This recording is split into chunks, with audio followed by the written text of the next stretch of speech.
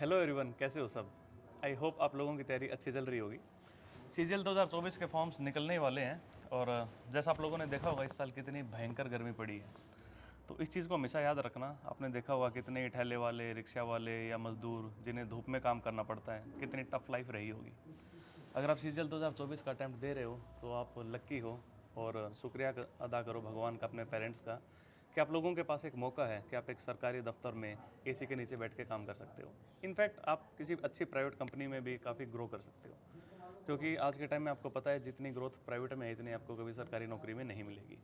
तो इस चीज़ का फ़ायदा उठाओ मेरे दोस्त। और हमेशा ध्यान रखना, बहुत सारे ऐसे लोग भी हैं दुनिया में जिन्हें मौका ही नहीं मिला, न किसी सीजीएल का एग्ज़ाम देने का और न ही काफ़ी लोगों को मौका मिला अच्छी एजुकेशन पाने का। अगर आपके पास ये दोनों चीज़ें हैं, कुछ किताबें हैं और समय है पढ़ने के लिए, तो आप उन 10% एलीट लोगों में हो जिनके पास ये फैसिलिटीज़ होती हैं कि उसके पास समय भी हो, कोई टेंशन भी ना हो और वो आराम से अपनी किताबें पढ़ सके। ठीक है।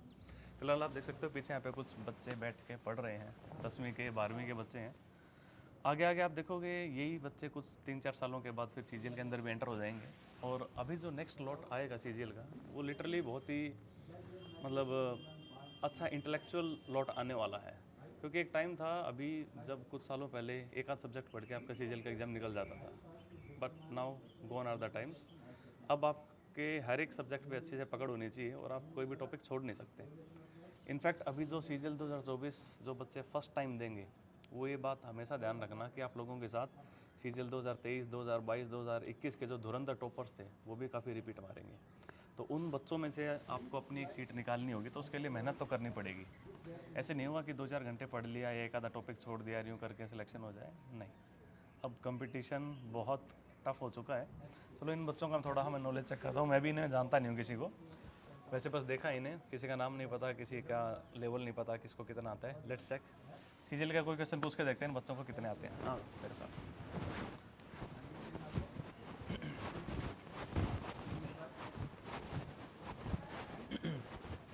कैसे हो बच्चा पार्टी? कौन कौन 12th का कौन है यहाँ पे? आप 12th के हो? NDA aspirant and 12th। NDA के एस्पिरेंट्स हैं। तो ये पापा इनसे कोई सीजीएल के एक दो क्वेश्चंस पूछो।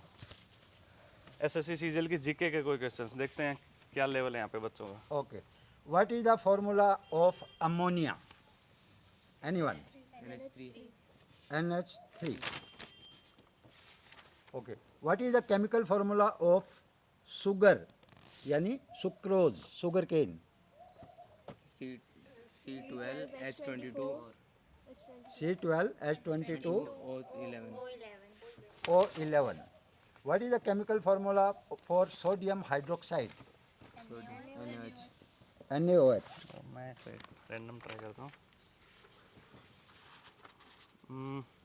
Light is made up of small particles called. जो लाइट है वो छोटे छोटे पार्टिकल्स से बनी है, उन पार्टिकल्स का क्या नाम होता है? एटम, न्यूट्रॉन, पॉजिट्रॉन या photon? Photon. Photon, correct. Bundles of.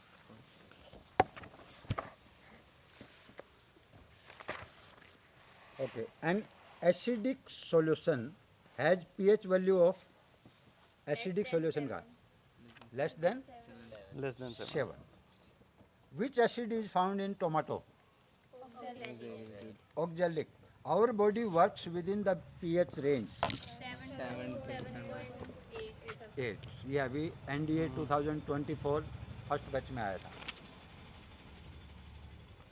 What is the pH of sodium hydroxide? Sodium hydroxide 14.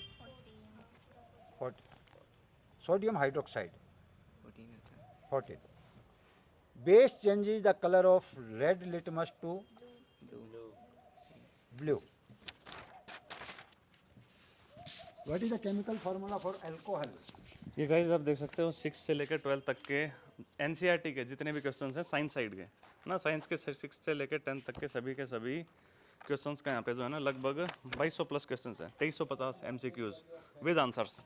इसमें क्या है ना, मतलब हर एक चैप्टर को पढ़ते हुए ये मेरे फादर साहब की फ़ोटो है और इनमें मेरे भाई का जो कि फ़िलहाल कैमरामैन है, और मेरा हमारा भी काफ़ी योगदान रहा है।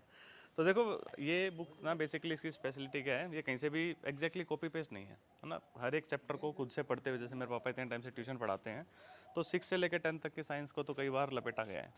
तो हर एक क्वेश्चन अपने आप से खुद बनाया गया है हर एक चैप्टर को पढ़ते हुए, चैप्टर वाइज। भाई क्लास 6 चैप्टर नंबर 1 में जैसे भाई 4 MCQs हैं, चैप्टर नंबर 10 में 4 MCQ, चैप्टर नंबर 13 और 14 में 7, ऐसे 6 क्लास के चैप्टर वाइज, किस चैप्टर में कितने क्वेश्चंस। फिर क्लास आ गई आपकी 7th, फिर 8th 9th 10th, जैसे क्लास 10th के अंदर कोई भी उठा लो चैप्टर 7 कंट्रोल एंड कोऑर्डिनेशन, इसके 68 MCQs मिल जाएंगे। तो इस तरीके से हर एक MCQ का आपको आंसर भी मिल जाएगा। काफ़ी बच्चों का डाउट रहता है सर आंसर नहीं है, आंसर देखो क्या है ना, जैसे 4 ऑप्शंस दे रखे हैं ना, तो एक ऑप्शन के नीचे यहाँ पे अंडरलाइन होती है, तो जिसके नीचे अंडरलाइन है ना वो उसका राइट आंसर है जिस ऑप्शन के नीचे, ठीक है। जैसे आप यहाँ पे देख लो, which one is an example of sublimation, 4 options है, ऑल ऑफ द अबव के नीचे आप देखोगे अंडरलाइन है, यानी कि ऑप्शन डी इसका राइट आंसर है, ठीक है। तो अगर बुक अगर किसी को चाहिए तो मेरे हिसाब से अगर आप किसी भी एग्जाम की तैयारी कर रहे हो, चाहे आप SSC के एग्जाम्स हो गए, रेलवे के हो गए, या कोई भी कंपटीशन का एग्जाम जहाँ पे देखो साइंस के क्वेश्चंस आते हैं, तो उसके लिए 6 से लेकर 10 तक के सभी NCERTs को पढ़ने की जरूरत नहीं है। आप इस एक बुक से गो थ्रू हो सकते हो सभी के सभी में से। तो इसका फ़ायदा ये है कि एक बुक में आपको 5 बुक्स का यहाँ पे कंपाइलेशन मिल रहा है। तो आप एक व्हाट्सएप नंबर मैं यहाँ पे प्रोवाइड करवा देता हूँ, आप इसके ऊपर मैसेज ड्रॉप कर सकते हो और अपना एड्रेस अगर डालोगे तो फिर आपको बाय कोरियर जो है बुक भेज दी जाएगी, ठीक है। तो चलिए गाइस, रखते हैं इस वीडियो में इतना ही, मिलेंगे नेक्स्ट वीडियो में, tata, take care, bye bye.